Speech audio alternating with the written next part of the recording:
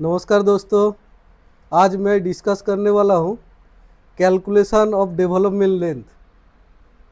Steel का development length कैसे calculation करेंगे। हम लोग सभी जानते हैं कि ड्राइंग में एलडी कितना होना चाहिए वो स्ट्रक्चरल डिजाइनर दे देता है, ठीक है। उस हिसाब से हम लोग क्या करते हैं, लैब लेंथ डेवलपमेंट कैलकुलेशन करके हम लोग साइड में यूज़ करते हैं। लेकिन कभी भी ड्राइंग में वो इंडिकेट नहीं होगा कि ये एलडी कितना है, कितना देना है, तो हम कैसे करेंगे। तो इसलिए कैलकुलेशन जानना बहुत इम्पोर्टेंट है। तो चलते हैं, देखिए कैसे कैलकुलेशन करते हैं इसको।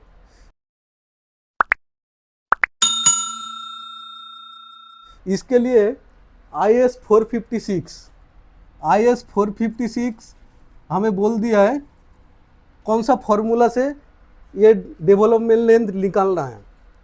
इसका फॉर्मूला है, दोनों पोजीशन में यूज़ होता है, एक टेंशन जोन में, एक कंप्रेशन जोन में। तो टेंशन जोन के लिए ये फॉर्मूला है।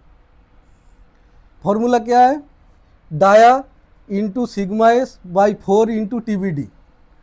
डाया क्या है, nominal diameter of bar, sigma s है स्ट्रेस इन बार, और TBD है डिजाइन बॉन्ड स्ट्रेस, ठीक है।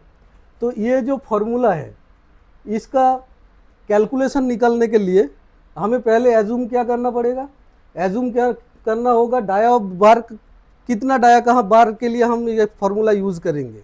हम एज्यूम कर लेते हैं 20 mm डाया के लिए हम यूज़ कर रहा हूँ, और कंक्रीट ग्रेड यूज़ हो रहा है M25। ये एज्यूम किया, आपका साइड में जो ग्रेड यूज़ होगा उस हिसाब से आप कीजिएगा, ठीक है ना। और स्टील Fe 500D हम एज्यूम किया है। इस हिसाब से हम ये फार्मूला को पुट करके हम कैलकुलेशन करके निकालेंगे कि डेवलपमेंट लेंथ कितना होना चाहिए। तो फर्स्ट हमें क्या निकालना होगा, सिग्मा एस का वैल्यू कितना रहेगा।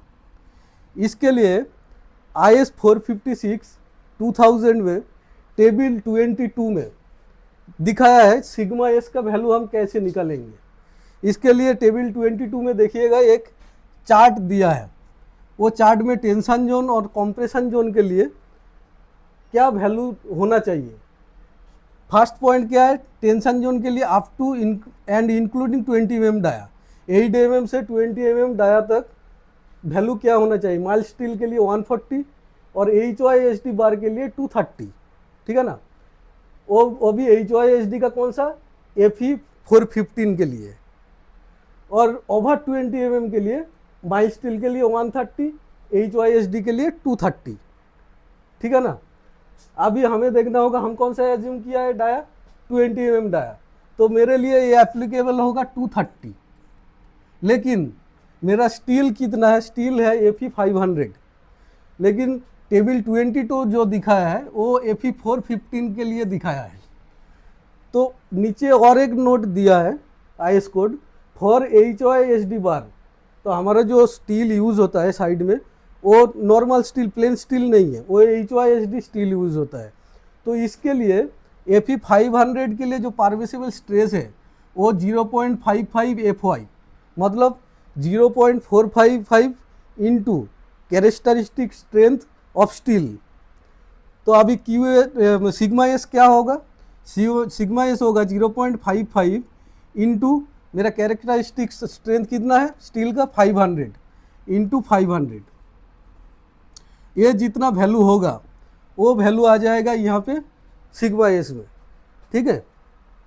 तो उसके बाद मुझे क्या निकालना है, TBD क्या है, TBD है design bond stress.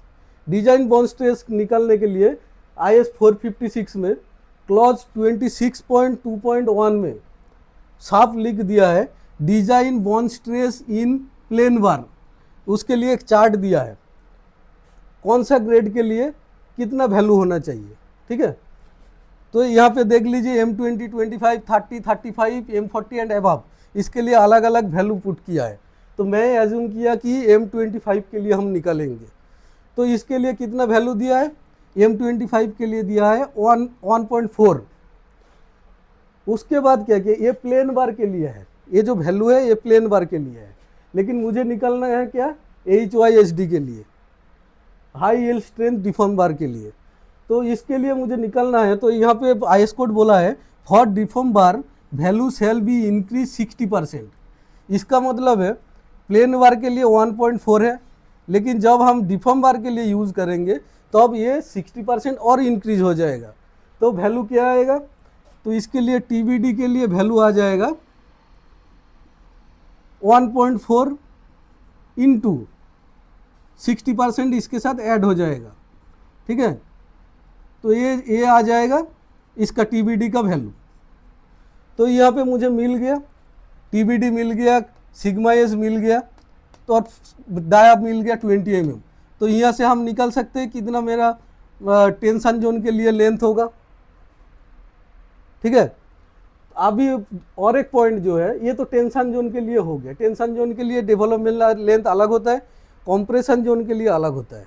Compression zone के लिए क्या करेंगे, कॉम्प्रेशन जोन के लिए जो मेरा TBD आएगा, TBD के लिए क्या बोला है IS code, for compression the values of bond stress in tension increase by 25%।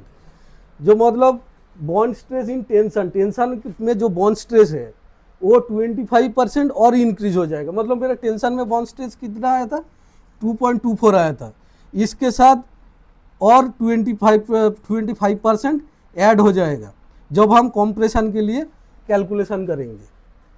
और क्या होगा, टेबल 22 में, ये तो मैं 2 पॉइंट यहाँ पे लिखा हूँ, आप आईएस कोड टेबल 22 456 का खोल के देखिएगा तो आपको मिल जाएगा। यहाँ पे और भी पॉइंट है, 3, 4 बोल के दिया है कॉम्प्रेशन जोन के लिए। कॉम्प्रेशन जोन के लिए कितना होना चाहिए, कॉम्प्रेशन जोन के लिए HYHD के लिए 190 होता है, वो टेबल 22 में है, आप देख सकते हैं। तो वो वैल्यू यहाँ पे पुट करके और यहाँ पे जो 25% ऐड करके जो आ रहा है, ये वैल्यू पुट करके हम कॉम्प्रेशन जोन के लिए यूज़ कर सकते हैं, कॉम्प्रेशन जोन में कितना आ जाएगा, ठीक है ना। ये है कैलकुलेशन। तो अभी समझ में आ गया ना कैसे ये कर सकते हैं हम लोग। तो ये है आज का वीडियो अच्छा लगे तो लाइक और शेयर कर दीजिए और चैनल को जरूर सब्सक्राइब कर दीजिए। धन्यवाद।